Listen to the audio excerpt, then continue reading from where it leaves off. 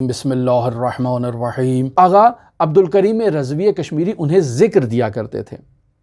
فرماتے تھے کہ کثرت سے استغفار کرو اور کثرت سے ذکر یونسیہ انجام دو، آپ کی یہ مشکل حل ہو جائے گی۔ لہٰذا ہم دیکھتے ہیں کہ مرحوم آیت اللہ عبدالکریم رضوی کشمیری ایسے افراد کو جو تازہ سیر و سلوک کی وادی میں داخل ہونا چاہتے ہیں انہیں مشورہ دیا کرتے تھے کہ روزانہ 1001 مرتبہ استغفر اللہ استغفر اللہ استغفر اللہ اس کا تکرار کریں۔ ہر روز 1001 مرتبہ ایک خاص جگہ پر بیٹھ جائیں، خداوند متعال کی طرف متوجہ ہوں اور استغفر اللہ استغفر اللہ استغفر اللہ اس کا تکرار کریں۔ آپ کی زندگی میں تبدیلی کا آنا یقینی ہے۔ وہ افراد جو باقاعدہ 1001 مرتبہ جو ہے وہ استغفار کر چکے ہیں، اب آگے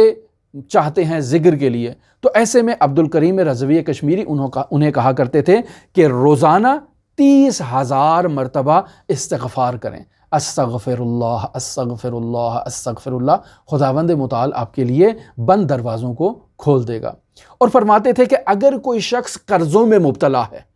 اور وہ چاہتا ہے کہ خزانہ غیب سے اس کے قرضے ادا ہو جائیں، تو روزانہ 3000 مرتبہ متوجہ ہو خداوند متعال کی طرف اور ذکر کرے استغفر اللہ استغفر اللہ استغفر اللہ، خداوند متعال اس کے قرضوں کو خزانہ غیب سے ادا کرے گا۔